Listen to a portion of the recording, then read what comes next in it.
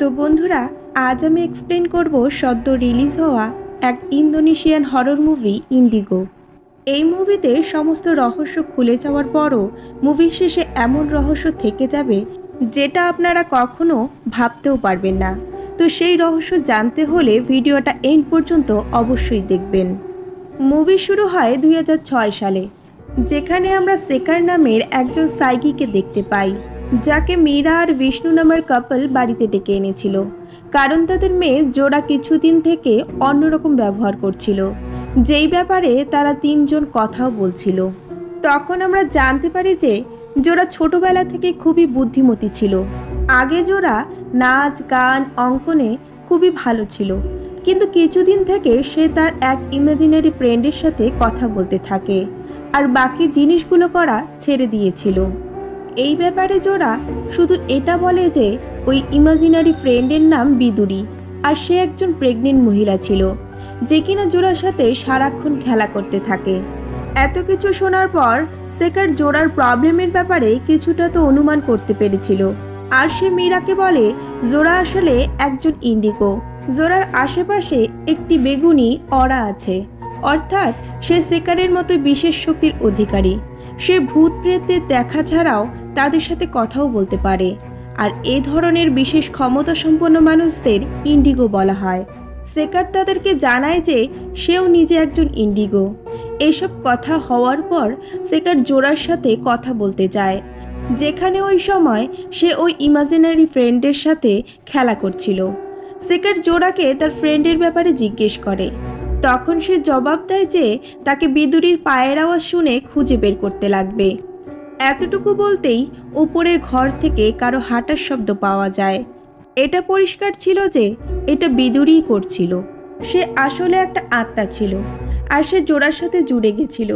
Shaker ওই আওয়াজ follow করে সেই ঘরে যায়, যেখানে সে কাউকে দেখতে পায় না।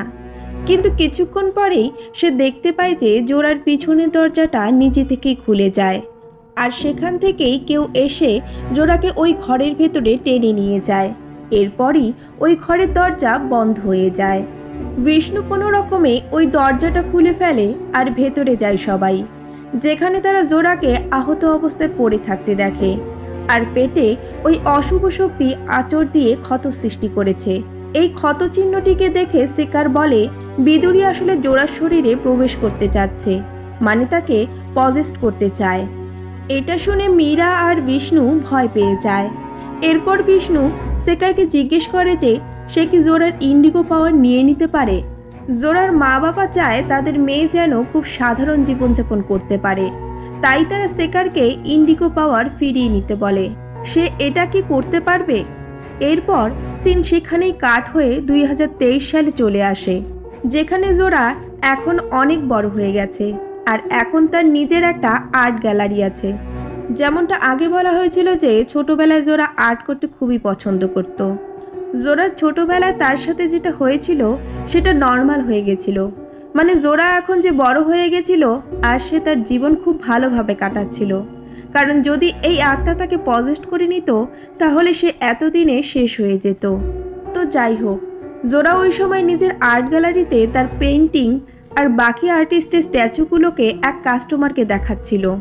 তখনই সেখানে জোড়ার বয়ফ্রেন্ড আকসা চলে আসে।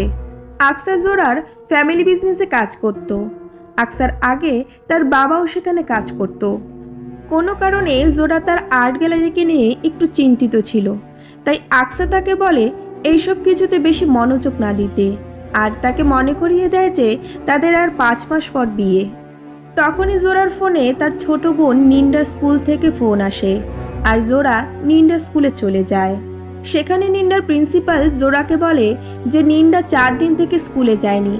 তাকে এ ব্যাপারে জিজ্ঞেস করলে অদ্ভুত সব কথা বলে।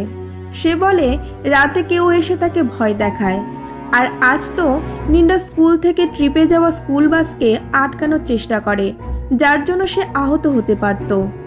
এখন সমস্ত কথা শুনে জোড়া খুবই টেনশনে পড়ে যায়, আর তাকে বাড়িতে নিয়ে এসে কথা বলার চেষ্টা করে। তখনই আমরা জানতে পারি যে নিন্ডা অনেক দিন থেকেই ডিপ্রেশনে ছিল, যখন তার মা বাবা মানে মীরা আর বিষ্ণুর এক কার অ্যাক্সিডেন্টে মারা গিয়েছিল। এরপর নিন্ডার ডিপ্রেশনের কথা জোড়া আকসাকে বলে, তাই আকসা তাকে নিন্দাকে নিয়ে এক সাইকির কাছে নিয়ে যেতে বলে, কারণ এই ব্যাপারটা নর্মাল লাগছিল না। সেই সময় আমরা জানতে পারি 18 বছর আগে আকসার বাবা নিজেকে শেষ করে ফেলেছিল, যার কারণ আকসা আজ পর্যন্ত জানতে পারেনি। আর সেই ব্যাপারে জানতেই সে এক সাইকির কাছে প্রায়ই যেত। কিন্তু জোরার এই সাজেশন একদমই ভালো লাগেনি। সে ইনডাইরেক্টলি এইসব কিছু করতে না করে দেয়। হয়তো সে এইসব কথায় বিশ্বাস করতো না। যাই হোক, আমরা সেই রাতে দেখতে পাই নিন্দার মধ্যরাতে ঘুম ভেঙে যায়। আর যখন সে নিচে হলে আসে তখন সেখানে এক মহিলার ভয়ঙ্কর আত্মাকে দেখতে পায়, যে কিনা প্রেগনেন্ট ছিল। নিন্দা তখনই চিৎকার করে ওঠে। চিৎকার শুনে জোরা সেখানে চলে আসে। কিছু সময় পর জোরাও সেখানে ওই আত্মাকে উপলব্ধি করতে পারে, মানে হয়তো এখনো তার শক্তি পুরোপুরি শেষ হয়ে যায়নি। এই আত্মাটা সেটাই হতে পারে যেটা কিছু বছর আগে জোরাকেও অত্যাচার করত। এরপর না চাইতেও জোরা পরদিন নিন্দা আর আকসাকে নিয়ে আকসার বলা সেই সাইকির কাছে যায়, যে কিনা আশ্চর্যজনকভাবে সেকারি ছিল। আর সেখানে সেকারের ছেলে মেয়ে আলমা ও দাফাকেও দেখতে পাই। সেকারের সাথে কথা বলার পর সেকার জোরাকে বলে নিন্দাও একজন ইন্ডিগো, আর তার কাছে ভবিষ্যৎ দেখারও শক্তি আছে। এটা শুনে জোরার এসব আজে বাজে কথা বলে মনে হয়, আর সে আকসার কথা না শুনে নিন্দাকে নিয়ে সেখান থেকে চলে আসে। বাড়িতে এসে জোরা আর নিন্দার মধ্যে অল্প ঝগড়া হয়ে যায়, কারণ নিন্দার মনে হচ্ছিল যে সেকার তাদের সাহায্য করতে পারত। জোরা যখন টিভি দেখছিল তখন নিউজে সন্ধেবেলা এক বাস অ্যাক্সিডেন্টের ব্যাপারে জানতে পারে, যেটা কিনা নিন্দার স্কুলের বাস ছিল। আর এই বাসটা সেই বাস ছিল যেটাকে নিন্দা আটকানোর চেষ্টা করেছিল। মানে নিন্দা সত্যিই ইন্ডিগো ছিল, আর সেকারের বলা কথাগুলো সত্যি ছিল। নিন্দা আগেই জানতো যে এই বাসের সাথে কি হতে চলেছিল, কারণ বাস অ্যাক্সিডেন্টে অনেক বাচ্চা মারা গেছিল। যাই হোক, ওই রাতেই ওই আত্মা নিন্দার উপর হামলা করে, আর তার পেটেও সেম ক্ষত হয়েছিল, যেমনটা বছরখানেক আগে জোরার পেটে হয়েছিল যখন বিদুরি তার উপর হামলা করেছিল। এরপর নিন্দাকে হসপিটালে অ্যাডমিট করানো হয়, আর সেকারকে সেখান থেকে ডেকে আনা হয়। সেকার হসপিটালে এসে জোরাকে সব সত্যি বলে যে সেও ছোটবেলায় ইন্ডিগোই ছিল, আর তার মা বাবার কথাতেই সেকার জোরার সমস্ত শক্তি নিয়ে নিয়েছিল। ইন্ডিগোদের পাওয়ার একটা অভিশাপের মতো, কারণ নেগেটিভ শক্তি খুব তাড়াতাড়ি তাদের দিকে আকর্ষিত হতো। এখন জোরা বিদুরির ব্যাপারে জানতে পারে, যার আত্মা তাকে ছোটবেলায় হন্ট করত, আর এখন যেই আত্মা নিন্দার উপর হামলা করছে সেটাও বিদুরিই ছিল, মানে সে এখনো চলে যায়নি। আর একটা কথা হলো যে আত্মার যে দুনিয়া আছে সেখানে সময় আলাদাভাবে চলে। হতে পারে এই দুনিয়ার সময় 15-20 বছর কেটে গেছে, কিন্তু সেখানে হয়তো 15 সপ্তাহ বা খালি 15 ঘন্টাই সময় কেটেছে। এখন এই সমস্ত কথা শুনে জোরা সেকারকে তার শক্তি ফিরিয়ে দিতে বলে, কারণ যাতে সে তার বোনকে বাঁচাতে পারে। এরপর সেকার জোরার পাওয়ার তাকে ফিরিয়ে দেয়, কিন্তু তাকে সাবধান করে দেয় যে বিদুরি তার ওপরেও হামলা করবে, কারণ ছোটবেলার কথা জোরা ভুলে যায়নি। এরপর সন্ধেবেলা যখন সবাই একসাথে ছিল তখন আবারও বিদুরির আত্মা নিন্দার উপর হামলা করে দেয়।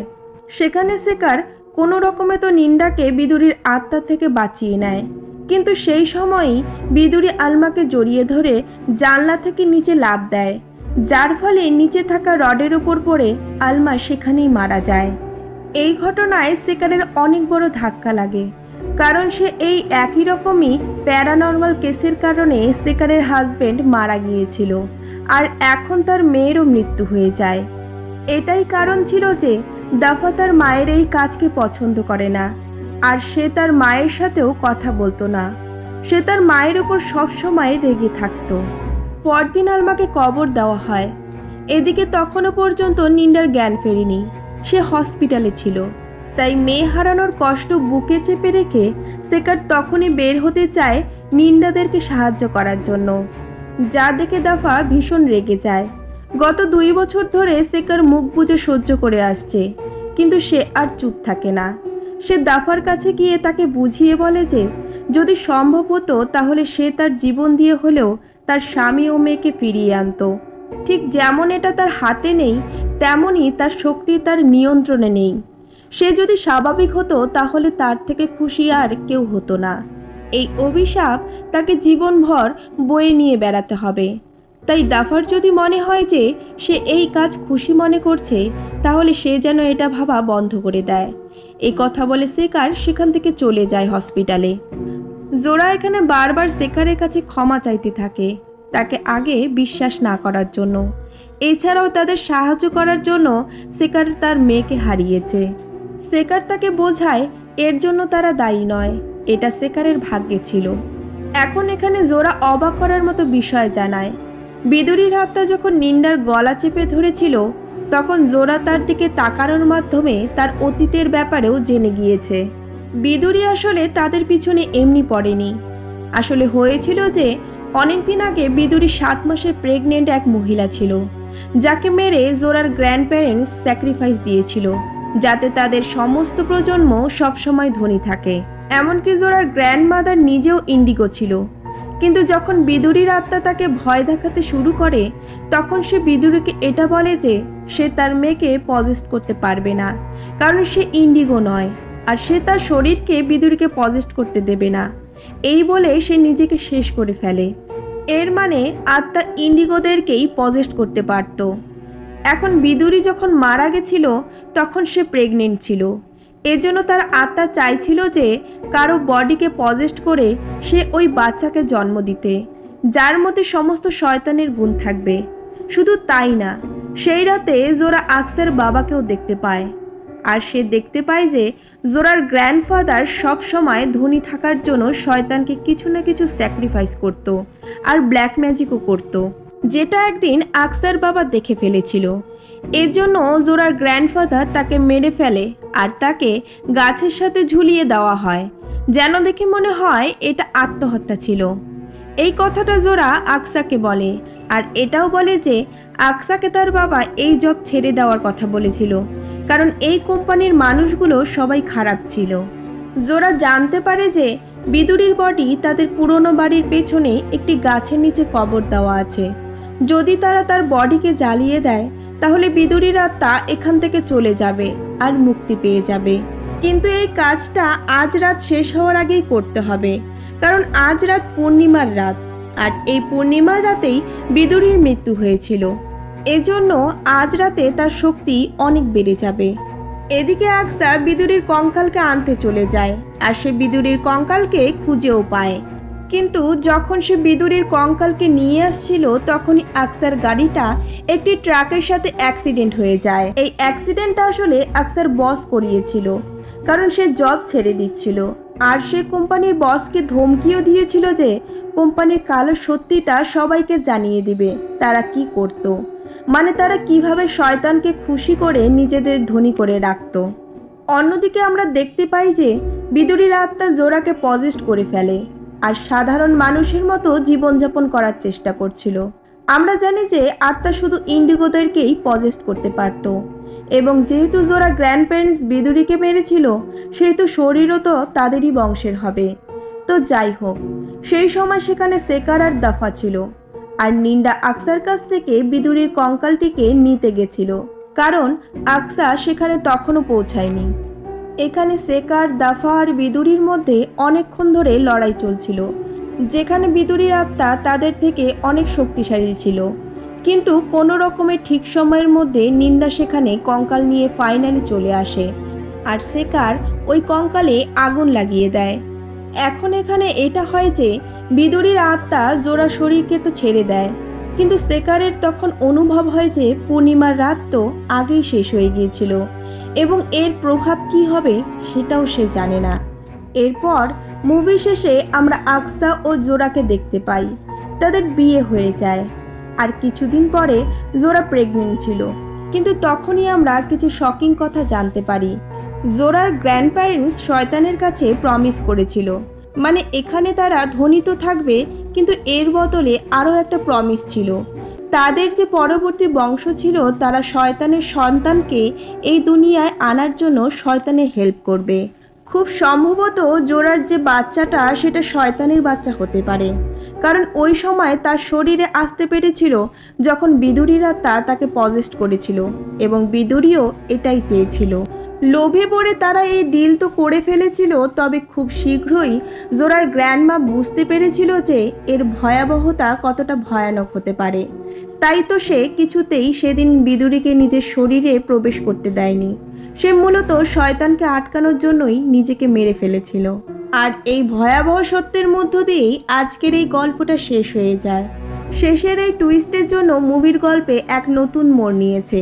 তো বন্ধুরা, মুভিটা কেমন লাগলো অবশ্যই কিন্তু কমেন্ট করে জানাবেন। আর চ্যানেলে নতুন বন্ধু হয়ে থাকলে অবশ্যই চ্যানেলটিকে সাবস্ক্রাইব করে রাখবেন। দেখা হচ্ছে নেক্সট মুভি নিয়ে। সবাই ভালো থাকবেন।